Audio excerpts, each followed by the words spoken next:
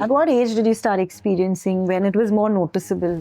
Till 35, it was all fine. But somehow the thinning happened gradually over the years. Yeah. I never have seen my hair falling a lot, Yeah. even while combing or probably having aftershave.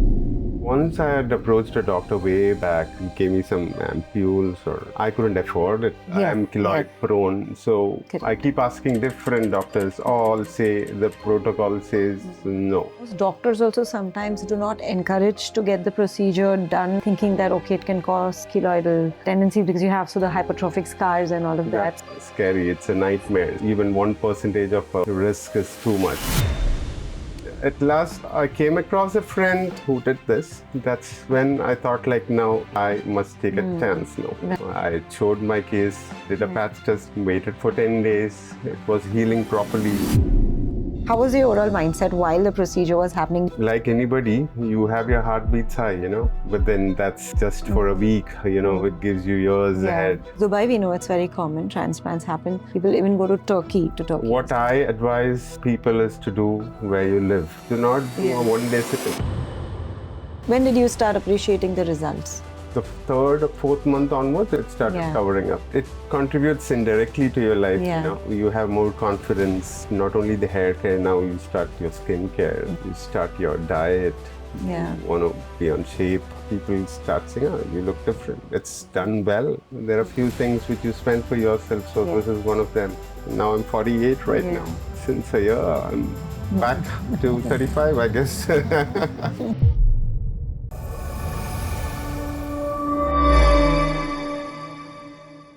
Hello, Sam sir. Welcome on Beyond the Mirror. Thank you, doctor. Thank you. Thank you so much. It's a pleasure to have you here with us. Pleasure is mine. Yeah, thank you. So as you know, we've been, talking to all our guests where they've shared their hair restoration journey and how initially they started with the hair loss and how they identified this and, how did they eventually get into this procedure. With you, there are two key factors, I think, which would be very special in the conversation. One, because you've been living here for years, so you've seen how Dubai has evolved. So we will really want to discuss that before we get into the hair journey. So it's been how many years you are in Dubai? I've been here since my childhood.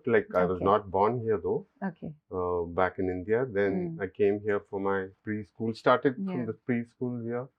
College was in India, higher studies. Then I came back here when I was 21, 22. Okay. So post 1997, I'm here permanently, like as an adult, if you could say. Right. As a working class, or initially I was with my father's business for a couple of years. Then I thought I must work somewhere to get some more professional, or signed up a job. I mean, I got a job with an airline, and then worked there for 15 years. Okay. Then actually I left the job and came back and took over the business which my father was running. Okay. So currently I'm doing that. Going pretty well, not bad.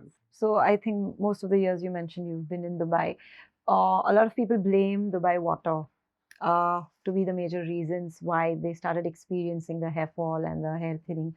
What is your personal experience? Well, I don't know, is it a myth or anything, because you find there is no such study that Dubai has got more bald people or people losing hair. I mean, there is no such statistics available. True.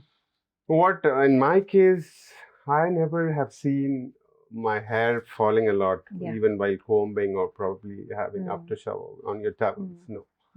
But somehow it got, it started disappearing. You don't really, I never saw serious fall. Yes. But somehow the thinning happened gradually over the years. So that's when. Did you have a genetic history in your family towards your mom's side or your dad's family?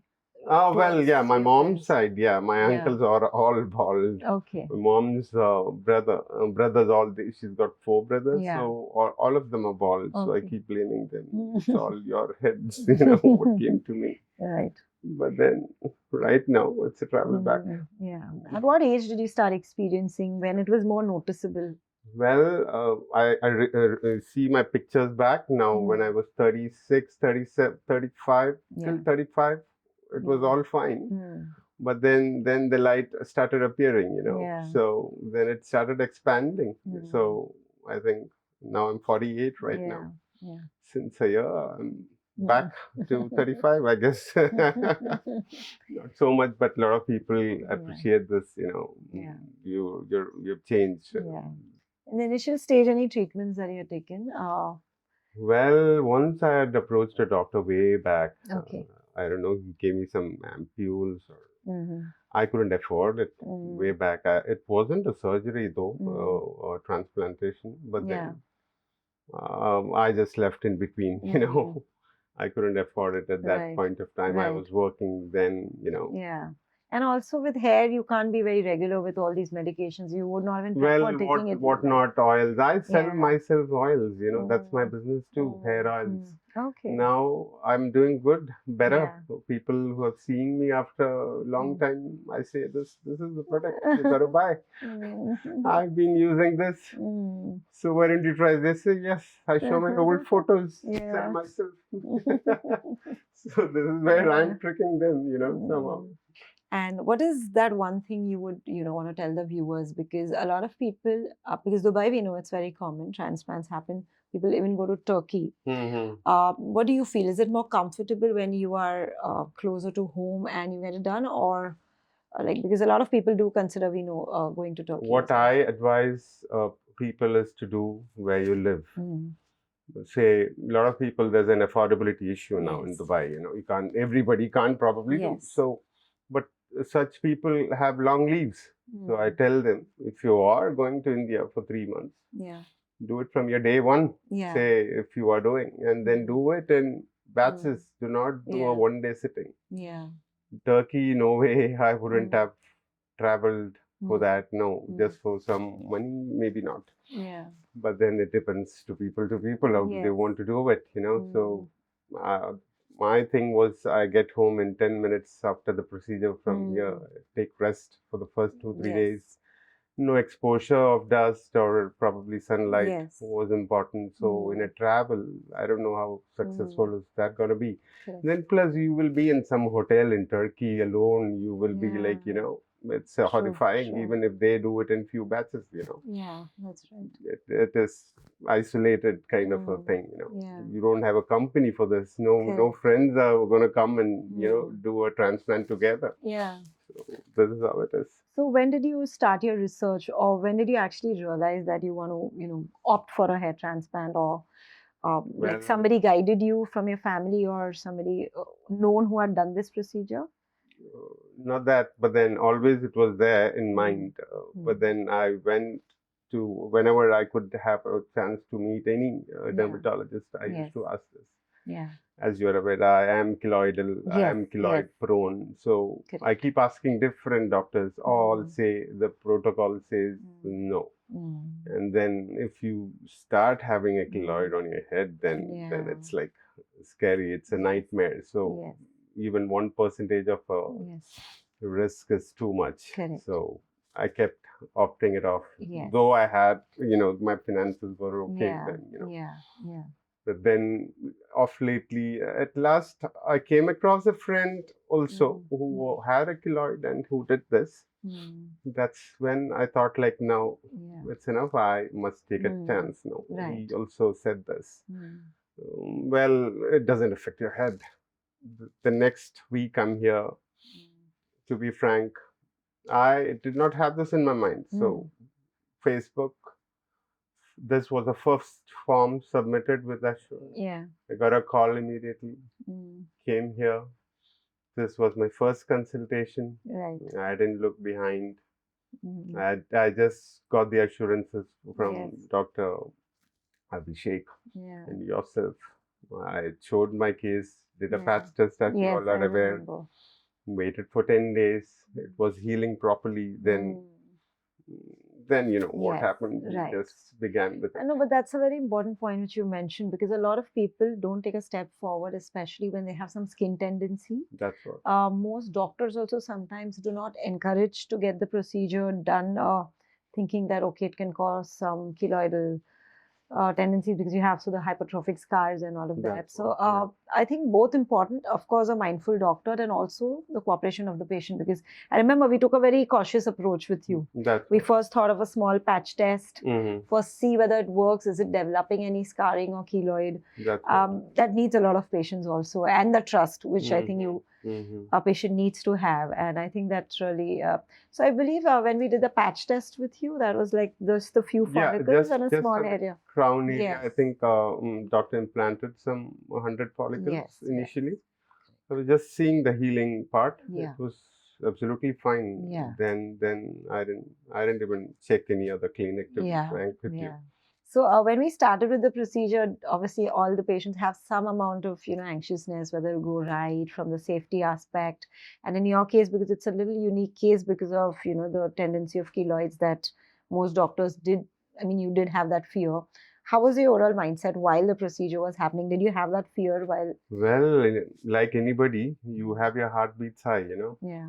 Especially you see a lot of blood. You take pictures of your own scalp, and then I send it to my closest friend. They said, no, I'm not going to do this. Like, potential candidates who are, no, I'm not going to do the seeing the blood thing. But now then a lot of them are confident. But then that's just for a week, it gives you years ahead. So that's worth experiencing, even if there's a little bit of trauma for 3 or 4 days. True. I think in your case, we had planned it a little more slow and systematic. It was into phases. Yeah, it was. My first session was split into 4 days within a week. Where, what do you call this? The hairline. The hairline, the front was done. The hairline was done. It took 4 days and four sittings. Yes, October, 4 consecutive days, I think. October 2023. Then I came after a month for the middle part. Yes. That's November. Yeah. Then the crown finally April 2024. Yeah. Later. So right now I'm altogether 1 year, 2 months, I guess. Yeah. I think with your case we were a little more cautious because when we extract from the donor also, since most of the previous consultations that you did and the doctors didn't recommend, because if there is a single day long procedure, or if you're going to, over harvest, or if the wounds come very close to each other, that's where the risk of the keloid to form or the scar to form is there. So I think both the doctors had decided that they'll do it segment-wise. That's right. So the skin elasticity doesn't compromise. There's no risk of scarring. There was no stress on the donor that way. So it gave it some time for healing, and then we started extracting slowly. So I think the entire, it was not disturbed a lot. So that was a concern. But I remember while the procedure was on, Dr. Piyush had mentioned to me, he was using like a 0.7, a very micro punch. Because I would come and just check, because the initial conversation was, between you and me, where you had shared your concerns about the keloid. So, I think the doctor was very confident that if you use such micro punches, the patient will have absolutely no worry about any keloid forming. And that's what was our stress also in the initial 2 to 3 weeks during the patch test phase. But since that went successful, I think then even the doctors were confident that yes, we can do the whole head. Yeah. If you Google, you'll see a lot of pictures, probably on like a facial or a head keloids. There are pictures available. Yes. That's so scary. That is scary, so nobody would take a chance. Yes. Because if you see all this on YouTube and videos, of course, it does scare you. That's what I've been seeing this, since not just before this, over the years of time, at times you feel like you don't take pictures, when you're bald. You don't take selfies. You just run away from the camera. So it's always a concern when you live without, when you're bald, you don't send your own picture to anybody. When did you start appreciating the results? Well, I think after the first, after October and November, I think the third or fourth month onwards, it was started, it started covering up. Yeah. Now I want to do it every year, wherever possible. Yeah. How do you think, because all our patients do share, some stories, and every story has its uniqueness, something that you want to share with us, where, of course, after the hair was fully grown, how did you feel? How did it change things in your life, both personally, professionally? it contributes indirectly to your life. Yeah. You have more confidence. Not only the hair care, now you start your skin care. Yeah. You start your diet. You Yeah. want to be on shape. There are a Yes. lot of things depending. It indirectly contributes Yes. to Yes. the rest of thing. The Yes. rest of the other part of your life. People start saying, "Oh, you look different. It's done well." Yeah.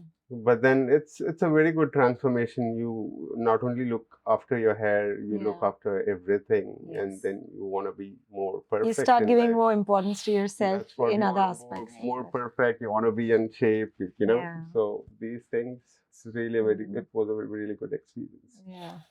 For a good quality transplant, because now people research a lot, right? In your case, of course, there was a medical aspect, but in general, also people do research for a year or two before they decide, to go ahead with this procedure, and they shortlist a few clinics. What is your one advice? Three important factors that one must keep in mind to select a good quality clinic or a good quality procedure for themselves. Nobody should finish their procedure in a day. Yeah. You must give time probably for the donor to come back. Yeah. Probably, I think as the doctor said, there is a 25% of donor which has not even come outside of your donor area. So let that come. Yeah. Utilize that too. You while having your transplantation in some batches gives you that privilege. Yeah.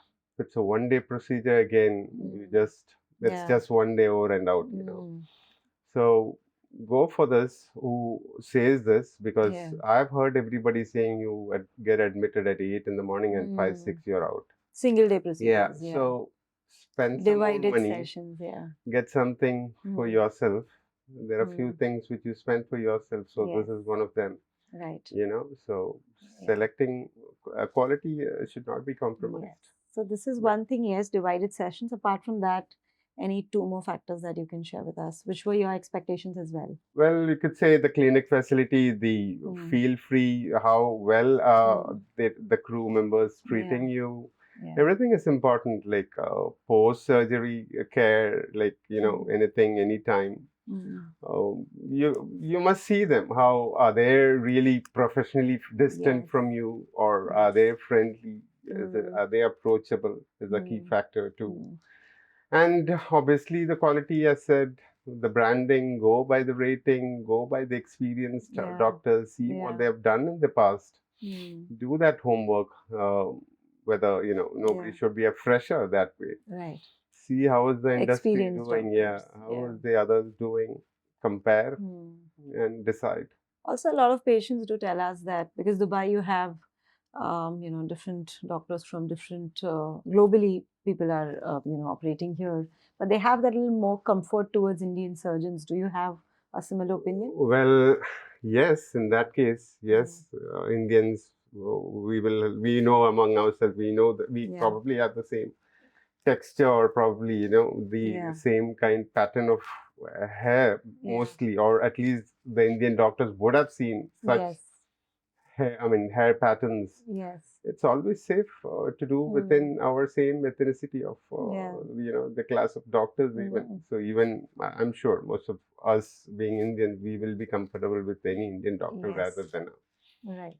It was a very great conversation. Is there any message you want to give to the viewers who are in the research process, looking for this service? Anything from your end which will help them get that confidence? A lot of people say, I don't need hair. I mean, I'm old right now. I don't need it. I want to correct them, It's not that. If you can afford, why not? I mean, you can roll back some years of your life, get back, bring your youth back, reinvent yourself. Go back to, grab some attention in between. These are some things you will enjoy, provided you're good, So everyone should consider who's got the scope of it, at least, the donor, everything. There are a lot of factors which probably, require as a requirement. Do it slowly, probably get a patch test done. Nothing, I mean, it must not be the same what happened with me. So everyone should know themselves more better, Learn your body, learn yourself first, do a test, slowly. Go ahead and do this, Thank you so much, sir. Thank you. Thank you. That was very insightful. Thank you, ma'am, and thank you, crew members, for having me. Thank you, Ashwa Clinic. Thank you. Thank you so much. Hi, so today I'm going to discuss about Sam Engoor's case, a patient with a known keloidal tendency, which made this a high risk and a medically sensitive case for a hair transplant. To begin with, keloid is an excessive scar formation. It occurs when the skin heals aggressively after an injury, forming thick, raised tissue that can spread beyond the wound margins.